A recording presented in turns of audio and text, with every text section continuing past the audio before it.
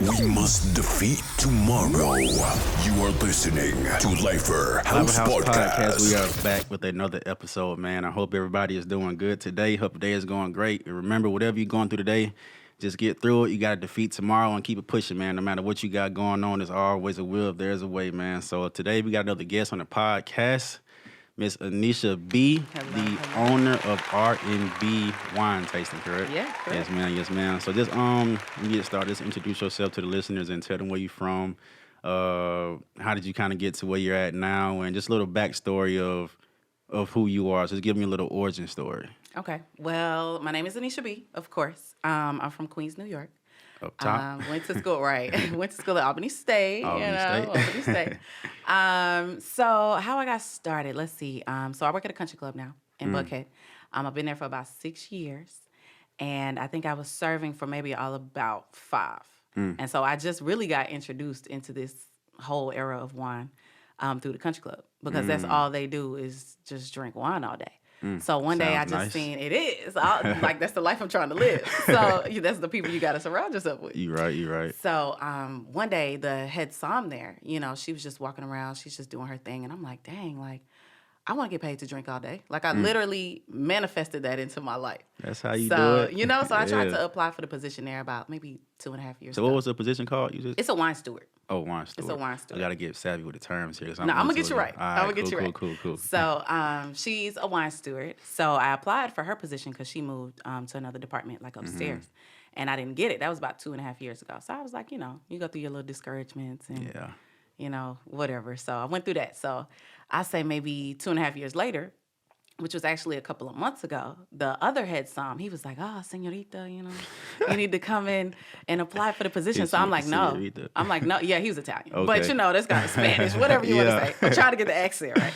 But I told him no. I was like, no, I don't want to apply for it because I already went through that emotional roller coaster of getting denied the first time.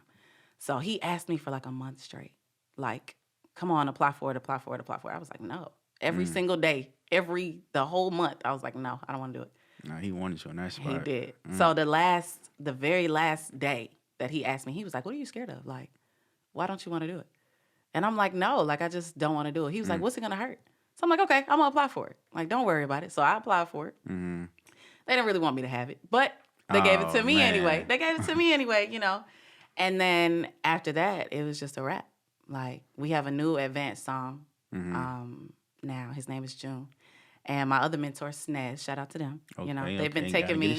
Gotta give the shouts out. They've been taking me under their wings and like really molding me into the som that I want to be. So with wine, did you already have an interest for it? Not just out occasionally drinking it, but as far as learning more about it and digging into how wine is made, was it already there, or like you say, from that country club, that's where it kind of sparked?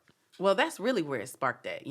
Of course, Albany's a park school, so that's all we did was drink. So drinking. I'm saying, all we did was drink for real. So that was all that was in my head. I'm like, like I'm trying to get paid to drink, like I said. So it was that exciting enough to where I came into a new realm, and I was like, dang, like this is way more interesting than I thought it would be. Like because wine is a lot more complicated than people really think it is. Yeah, like, see, I don't know much about wine besides, like, for me, I like wine for the purpose of I really don't drink. I drink liquor, but I say I'm a social drinker when it comes to liquor, and it's just pretty much straight brown. But wine, I like that better because anytime I drink liquor, I either have a hangover the next morning, just get too crazy drunk. But with wine, I don't experience none of that, and it's a smoother taste as well because you got so many different flavors. But that's how I'm with the wine. So as far as like you say, there's so much more about wine. So just give some facts or whatever that people may not know of what you learned over the time in that position about wine. I mean, it's so many things I could just just throw go some off of. I ahead. mean, it's so many countries, like especially when they go to like New World and Old World. Like when they talk about Old World wines, they're talking about like France and countries overseas and stuff like that. But when they talk about New World, they're talking about California, United States wines, Washington, like things like that. So meaning because like wine kind of migrated itself here. That's why right, they call and it New then World. they also go basically off of like tradition. Like France kind of goes off of like tradition. United States, they kind of just throwing stuff together. See, that's what I think like about France and stuff. When I think about wine, I think about those type of settings, France, Italy, and all that type And it's stuff. so crazy because it's like it even goes down to like the vintage on the bottle. Like you'll see 2017 and like maybe you'll see like an old wine, like maybe 2001. And it could be like $200, $300, $400. And people will be like, why is it so much? But isn't the thing saying like the older the wine, the better it is? The better it is. Like a lot of wines need to be aged. But also at the same time, you may get a 2001 wine and it just has a completely different story to it. Like every vintage had a different season. You know what I'm saying? So every vintage tastes different. That's crazy. You know what I'm saying? So it's more interesting than you really think it is. Like once you really get down to the studies of it. So like when you say that as far as the vintage of the wine is just like you saying the age of it, how old is that? Like the age on the bottle. Okay, like this one is 2017, so this would be 3 years old.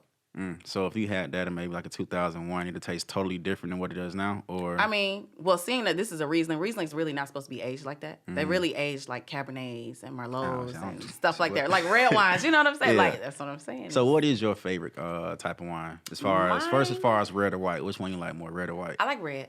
Same here. I like red wine. Sweet red or is like a See, that's another thing that I hate. I hate when people say sweet reds. See, it's literally no such thing as a sweet red. So why they put it on the bottles? Because it's cheap. It's from Walmart. It's See, bulk wine. She putting out the facts. You feel me? It's bulk wine. So people be like, oh, I like sweet reds. I'm like, okay, I'll tell you a story. I used to work at City Winery in Pot City Market. And we used to have shows all the time and people would come in and be like, oh, I want a sweet red. And I'd be like, there's no such thing as a sweet red. Like, can you look at the list and let me know which, I can give you a taste, but black people, oh, can I get a taste of this? I'd be like, no, bro, like I'm not doing all that. Like, samples, I'll get you 2 samples, but I'm not getting you 3. Like you're tripping. But I mean, I just had to let them know, but they'll always catch attitudes. Like, what do you mean there's no such thing as a sweet red? Like, what are you talking about? Like, I never knew don't that. come anywhere trying to act bougie if you don't really know what it is. Right. So I never knew that sweet red wasn't a thing. So I mean, I see it. I think it was on maybe a cruise or something. They even had it on there, but they can still get cheap wine on the cruise as well. But that's crazy. So you say you like red over white. So what is your favorite red wine? I like Pinot Noirs. I like Pinot Noirs, and I'll give you a region, an example. I like Russian River Valley because they're a lot more, it's kind of like a cooler region per se. So it's kind of like you get those very fruity reds. That's what you would say. Instead of sweet reds, you have fruit forward. Hey, I'm about to go to the spot. I need some fruity red. Do you have a very fruit forward red? Like, you know what I'm saying? So I'm going to get you right on the vocabulary. Oh, yeah. So you say things like that. Yeah, fruit forward red. So Pinot Noirs are always going to be very fruit forward. But once you get to a cooler climate, you're going to get that more fruity, like raspberries and strawberries and stuff like that. And when you're saying as far as like whenever the wine is produced or the grapes for the wine, like the temperature of where it's grown and the climate change, all that stuff really... It hinders that growth. Like everything, the climate, the wind, the sun, all of that goes into these grapes. Oh, man. So that matters where they plant it. That's why sometimes it depends on, like maybe in France, like if you see a wine that's very, very expensive, like that particular region was probably very small and it had very good soil and it had good climate and it had good weather. Like all of that right there probably came into play when they were making that wine. See, not saying I can't relate, but like when you say things like soil, I hear that a lot. And of course, when you're growing foods and stuff, I know that plays a good part. When you say the wind and that's crazy. So if you had to choose a white wine, what would be your favorite white wine? My favorite white wine, I'm going with a Sauvignon Blanc. And I'm going with that, Sauvignon Blanc. Okay. But I'm going with that, and I'm going with that saying probably one from like New Zealand. Like one that we have at work is called Kim Crawford, which everybody loves Kim Crawford. You gotta come out there. But you want to come out you there. have to. Well, it's a private club, so I might can sneak you in. Okay. I ain't gonna tell no. Yeah. Kind of told the world, but don't worry about it. Yeah. He's not my friend, guys, if he comes up there. Anyway, but New Zealand has a cooler climate, so you're gonna get a lot of acidity. You're gonna get lemons, limes, grapefruits. Like I should have brought you a Sauvignon Blanc from New Zealand. Man. I should have brought you one. I brought you a Riesling though. So you're gonna come back again. Trust me. We're gonna do that. That's good. So you got a favorite. Your favorite is red and the white. You like how you say it again? Sauvignon Blanc. Got you. So as far as what ignited you to start your own business with wine? Was it just because of like you said, the country club began, or where did that passion come from? Just talk about how did you vision that idea and how did you bring it to life, and any obstacles that was in your way, or like just talk about that process of saying, hey, I really want to start this business, and how did you do it? How did you get there? And talk about that for the listeners. So I originally wasn't planning to start a wine tasting business. Like, this is not even what this was. Like, I was marketing myself as a bartender. I'm like, if y'all need, and I really wasn't even marketing myself. I was just like, if y'all need a bartender for an event, let me know. Like, I'll take some extra money. That's just what I'm on, hustle all day. It doesn't matter. So one of my good friends, one of my close friends hit me up, and she was like, yo, like, I want to make a wine. Like, I want to make my own wine. And I'm just like, yeah, she wanted to make her own wine. And I'm like, yo, like, that's expensive. Like, I don't even know how I'm broke. Okay, I stay by myself. I don't know what you want me to do. Like, but, so she was like, you was the first person I thought of about this because, you bartend and you work at a country club and all this other stuff. So eventually she turned into my business partner. So I came to the conclusion, I was just like, look, like, in order to save up for this project that you want to do, let's just do wine tastings. You know what I'm saying? Like, let's do something like that to kind of get the bag up, and then go and produce it, make a whole little business account and do what you want to do. Yeah. So eventually that kind of fell through, but she's still my close friend. Still my close friend to this day. She's always rooting for me. She's like, I'm so glad to see you walking in your purpose. But what's crazy is I really think that she was God in that moment. Because you never know how he'll send them. Never you know. Feel me? Because I had been always saying, like, I'm a procrastinator to this day. I'm not even going to sit here and lie. I'm late for everything. You see nobody hits. perfect. You feel me? So, like, I really think, like, I had been talking about doing a business of wine relations or bartending and making business cards and doing all this, and that, but I had never got started. So with her, I had got all the way to the point where I had a very first event coming up and I had made a logo and I did all of this. And then when she dropped off, it was like, dang, like, it's already out there. Like, I got to keep going. Right, you can't. I can't stop. Yeah. Like, this is crazy. So once I finally got into that position at work, it was like, oh, now my whole life is wine related. Right. This is crazy. Like, I should really now. keep going. You know what I'm saying? I should really keep going because now, you're walking amongst a bunch of CEOs and head people in Atlanta. It's like, yo, like, this is networking, like, on the low. Serious. Yeah, you're taking it seriously and you're really being put out there as a som. So it's like, you really need to take your business seriously now that it's out there. So that's really how my business got started. It was really just God, honestly. Okay, so how long has it been up and running, like, from day one to where it's at now? Day one, I think I've had this business for maybe 2 years, and I took it seriously all of one. Damn, I'm not gonna lie, that's what I'm saying. Like, the first year, I was like, yo, like, I was overwhelmed. I was like, this is too much work. Like, I don't know what I'm doing. Like, I can't. This social media is too much. Even to this day, I get flustered with social media. I'll be like, yo. The game of entrepreneurship and starting your own business, man. Algorithms, and I'll be like, yo, I can't do this shit. Like, I can't. Yeah, it comes it's with too the game. Yeah, but eventually, I still get frustrated. And I still, like, throw the phone across the room and be like, all right, bro, like, I need a fast for a day. Like, give me an hour to not deal with this. But, I mean, eventually I just started taking it seriously, and I was like, yo, like, it's really not even about the money. It's really because I feel like African American people don't really know anything about wine. Hey, yeah, I understand it, because it's just wine is kind of probably just seen as another avenue of just fun and getting drunk to some people, so they probably wouldn't indulge into it like how you are. Like, some of the stuff you were just telling me, I never would have known that. And it's not really in our culture like that. You know what I'm saying? It's not really in our culture. So you're just drinking liquor. That's what I'm saying. Like, that's what you look at it like, oh, wine is wine. But once I worked at City Winery and I seen, like, people were just ignorant to the fact of wine, I was just like, yo, like, this ain't cool. Like, we should do better. Yeah, you know what I'm saying? You got all these wine snobs now you making out here. me want to. I want to now really know what I'm drinking when it comes to wine outside of just the taste of it. 'Cause that's kind of how I usually choose a wine. It's just I need to taste it first, and if I like the taste, then I'm cool with it. But now knowing there's so much intricate things inside of a bottle of wine, I really want to. It's a complete story.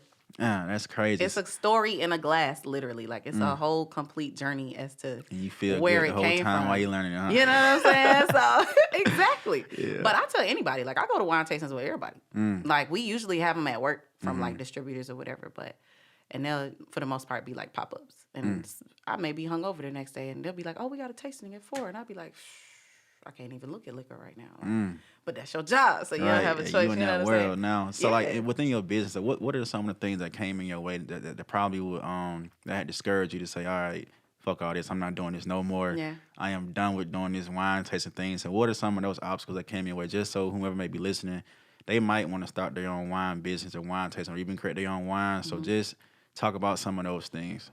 I think, honestly, the biggest thing that I've ever really encountered was, you know how people always get on social media and you have people, you know, that'll like it, or you have, you know, maybe 2 or 3 likes on a post or something like that. People get really caught up in social media, and it's really, really easy. That's real. It's really easy, but I tell my best friend all the time, because she does her thing on the side too. I'm like, yo, like, keep posting. Like, people gonna see it, you know, and it feels discouraging because it's like, dang, like, ain't nobody liking it. Like, what if they don't like this? What if they don't, you know, want to do this? Or what if they don't want to come? Like, no, just push it as much as you can. And if you really want this to work and it's really for you, like, it will work. Like, will. I'm literally creating my own lane. Like, there's not a lot of people I know, and especially not a lot of African American people I know that's doing wine tastings, or that's even in the industry like that, you know? You're the first one that came across my radar.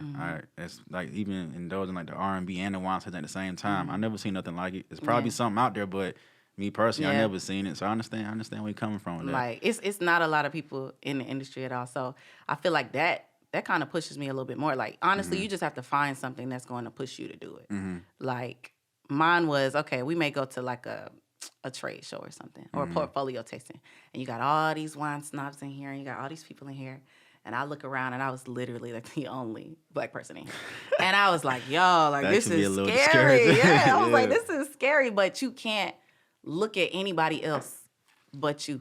Like, you literally have to, like, I'm creating this lane of mine. This is mine, and if you see somebody else with a tasting, just look at what you can do differently. Like, just find something that's just gonna fuel you a little bit more. Do you and have tunnel vision on what you want to do. Because it's just like how I told somebody, in the industry of cosmetics, down to lipstick, either you're going to be MAC or you're going to be Fenty. Like, they all in the same lane, but there's room for everybody. Even with sodas, you have cola. You're going to be Pepsi, you're going to be Coke. Like, there's room for everything in every lane in every industry. You just got to really just stay focused.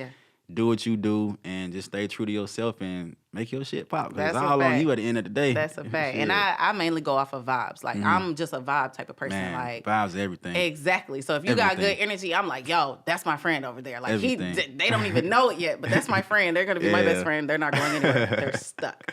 But I go with vibes. So my whole thing with my business was, I'm just gonna create a bomb ass vibe. And like, when you come here, you're gonna feel good, you're gonna eat good, you're gonna learn something, you're gonna drink good. Like, I'm not finna bother you down. Yeah, I'm not finna bother you down with no facts, because that shit is boring. I don't even want to study that shit. You really? I don't even want to study that. So why would I bother you with it? And you're not even really that interested. You really just want to drink. That's number one. You really want to drink. And you really just want to find what you like. You know what I'm saying? You got it it's like, no, like, I'm just gonna create this good environment and this good energy and this good vibe. So that's dope, man. That's dope. Have a good time. So at your wine tastings, like, so what do you? I know it's a small fact when it comes to wine. There are certain foods that pairs great with the specific wine, and there are some foods that just make the whole thing just disgusting. So, what are some good pairs of wine to food? Even with I just, like, off the top, y'all used seeing cheese and crackers and stuff. But outside, I'm talking about like actual meals and food. So what are some? Put me on game. Okay, so we'll start with sweet. So Riesling, or we not even gonna say Moscato. We're gonna say Riesling. We're gonna say Cava. Sweet cut spicy. So if you eating anything hot, or if you have any spicy food or anything, drink a sweet wine. Because say if you eat something hot and you put some sriracha on it and it's extra hot, you're not gonna drink a glass of red wine, because it's just gonna make your mouth hotter. It makes no sense. Okay. You know? So sweet cut spicy, you know what I'm saying? So think about that. So that's the rule, sweet cut spicy. Yeah, sweet cut spicy. So let's see, next, blue cheese, for example. Blue cheese. I hate blue cheese too. I hate that shit. But I don't have no choice but to eat it sometimes. So I'll be like, all right, I'll suck it up today. But blue cheese goes great with Malbec. Malbec is another red wine. But it's kind of like very creamy, and Malbec is not really all that overpowering. So it kind of just flows together.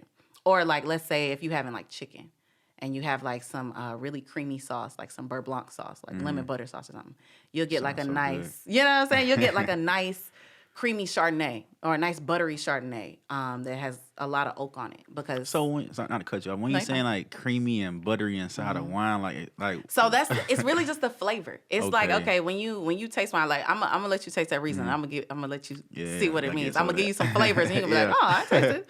So what I mean by Chardonnay being buttery, it's just the flavor of it. The more oak you put on it, the more buttery it's going to be, the more toasty it's going to be. You're actually going to be able to taste the oak in it. So is that the oak is like when they age it inside of the barrel the or oak something? barrels. Okay. The oak barrels. So the longer they keep it in the oak barrels, yeah, I see. I'm like, ooh, I'm impressed. But no, the longer they put it in the oak barrels, the more oak it has on it, the more buttery it gets. So I mean, they may have different types. So what is that? Like you say, you said sweet cut. What you say? Sweet cut spicy. So what is their rule? What was the next one? What you just explained? Was there a title for a rule for that? Like when you say no, not really. You just kind of want to pair the food with the wine. So if you have something acidic like balsamic vinaigrette, you would drink a Sauvignon Blanc because Sauvignon Blancs are very acidic. Okay. So you kind of just want to, write it down. You kind of just want to pair it together and make it just all flow in your mouth. Like you don't want to eat, let's say, like a white flaky fish and then you got like a heavy cab. It's just not going to go. Like sometimes wine will make or break your meal. And that's why people try to just really pick what's going to be right. So did you have to really like build your palate to certain things like that? Or was it just off rip? You just, I got this. And I'll tell you, either to this day, like when did I start this position? I started that position like last May. So it's only been a couple of months I've really been in my position at work. And I'm still learning every single day. Like the more I taste wine, like at first, we would go to portfolio tastings. I'm just knocking it back, just drinking. And then like, my mentor, she put me on game and she was like, no, like I want you to taste these wines. I want you to remember them and I want you to know what they taste like. So you was just not kind of paying attention while you were drinking. Not really. You know what I'm saying? But you really have to do that. Like you really have to build your palate up because eventually once you get to these wine level tastings, they're going to start blind tasting your ass. And you're going to be sitting here looking stupid. So what's that when you say they blind taste? Like what is that blind experience taste like? You. So basically on the test, they'll pour you maybe 2 glasses of white wine, 2 glasses of red wine. So you have to literally smell it, taste it, and you have to be able to spit facts. And you got to be able to tell what it is. Like, I'll tell you a story. So it ain't got nothing to do with me. It ain't got nothing to do with me. So I was watching this show. I don't know how I came across it because I don't even watch TV like that. But it came on some network. But there was this guy, and he was like, I didn't even know it was a wine show at first. Like, it just knocked my whole socks up. So he had a hangover. Like, he was throwing up in the bathroom, had a hangover or whatever. So I'm like, damn, like, bro, it's fucked up in here. Like, that's crazy. Shit, so he went in the room, and he had like 3 master sommeliers, and he had a blind tasting. So he had 2 white wines, 2 red wines. And basically, he had 24 points to get. So he had to pass. 24 points. Damn. So he literally, like, every time he smelled it, he was like about to throw up, you know what I'm saying? So I'm like, yo, like, bro, not gonna make it, like, through this tasting. So he sniffed it. He was like, oh, ooh, acidic, wheatgrass, fresh grass, gravel. This is from Rhone Valley. I'm like, yo, first of all, you just sniffed it. You ain't even tasted it yet, bro. Like, you tripping. So then he tasted it. He was like, oh, 2013. This is from Rhone Valley, da-da-da. I'm like, yo, he got 23 out of 24 points. Damn. I said, but how? So that means he literally spit out 23 facts about this wine and got them right. Damn. So it's crazy. People's palates and how you really have to build that up. Like, it's nuts. So you can really, like how he did, are you at the point where you can... No. I'm going to tell you right now, no. Like, literally, Not even one? Like, what is one that you know, like, I know my shit about this wine here. Like, what is that wine? I think I can differentiate.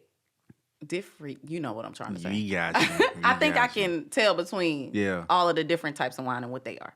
But when it starts getting real intricate, like, oh, this is Nebbiolo, this is Barolo, this is no, we're not doing all that. Have you had that experience before as far as the blind tasting? No, not yet. Oh, you ready for it? Because I'm still at the beginning. So no, I'm not ready for it. I'm nowhere near ready like for it. Prepared for it, but are you just ready for that experience, like to try it out? Yeah, but my thing is, I'm my biggest critic. So when it comes to stuff like that, I want to get it right.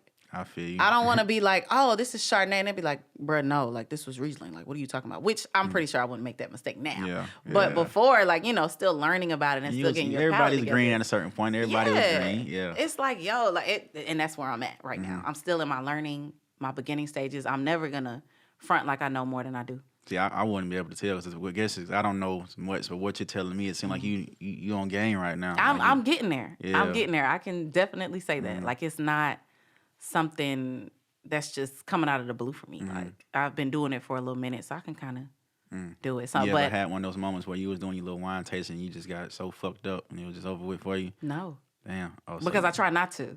Like but I'm not gonna lie, I do take a couple shots before I told you my nerves. My nerves get bad. I'm outgoing, but I hate talking in front of people, which is crazy. My mom be like, how did you even start this? It's kind of a difference when you can be outgoing, but when you know for sure all the attention is on you, that switches it up a little bit. And it's like, oh shit. Because now everybody, stupid. They focus on you to tell them what's up. So right. It's like, I can understand so that. they're kind of focused on you. So it's like, I mean, the nerves shake after about the second shot, you know. I was about to say, shot. when you get in there, that shit should be gold, But then man. I try to do icebreakers too, like at the very beginning, because So explain some of your icebreakers. How do you, what are some of your tactics to get everybody cool, calm, and collected? Just go ahead and dig into this stuff. Honestly, first we gonna introduce ourselves, because I want everybody, like, I don't do tastings over like 10 people, because it's not a huge thing. You know what I'm saying? I don't feel like you can teach people. You want it to be intimate? I want it to be very intimate. I want everybody to know each other. I want it to be a good vibe. Everybody can look around the room and have a, and just enjoy everybody. So of course we're gonna introduce ourselves at the beginning, and then Step one. Where it goes from there. Honestly, it just goes from there. Like sometimes it just be off the top of the dome. I'll be like, all right, y'all, like. I don't know. It's a vibe. You exchange phones with that person, and then y'all look on each other's social media, and then just start talking. I don't know, or go stand next to a different person, and talk about. So is that how most of your events go? Like I said, everyone is it kind of structured? Like okay, I want to do this every time, or is this off the fly? But with that, I guess just explain the experience of an R&B wine tasting. Like let them know, like if they do want to attend and sign up, what is the experience they're gonna get from this event? So the experience, you're gonna get music, you're gonna get good food. We usually do like a champagne toast at the very beginning. We kind of do a prayer over the tasting at first. You know what I'm saying? So where it's kind of just like, everybody, let's bless this food. We're gonna have a good time. If y'all have any questions, don't be scared to ask. And then I kind of move into the tasting a little bit. I'll let people taste all the different wines. I probably have like maybe 3 or 4. And then we'll have food, and we'll kind of just compare and contrast or whatever. I let people say whatever they got to say question-wise, get it out. We'll all talk about it, half the time. I'm goofing around anyway, because that's me. But, and then after that, we kind of go into like a structured talk. Like I used to have my friend Danielle, and she's a phenomenal public speaker. So she'll come in and she'll just make up different stuff. And she'll say, hey, what's your favorite season? If you could be any season, what would you be? And they'll be like, oh, well, I want to be spring because I bloom in the, what I'm saying? Like, it just be different stuff. And half of the time, the people that are there are dope-ass people, too. So it's like, damn, like, did they just say that shit? Like, you just have to really experience it. You got to be there to experience it. You got to be there to you got to be there to feel it. Because I can't really give you the feeling. Because you can't explain the vibe. I can't explain the vibe. You got to feel that energy. I can just bring it to you. I can get you some good music, some good food. We're going to vibe out. Whatever wine you like at the end of the tasting, you get a glass of that. Unlimited glasses, as long as, it's there. Y'all better pull up, man. You know what I'm saying? I'm coming to the next. So I'm telling you, I'm doing one for Valentine's Day. It's going to be lit. It's going to be lit. So what keeps you going this? Like, what is your why for this and your motivation to say, okay, I cannot stop doing what I'm doing. I gotta grow this business to where I wanted to grow, and I just can't look back and keep going. So what keeps you in that mind space?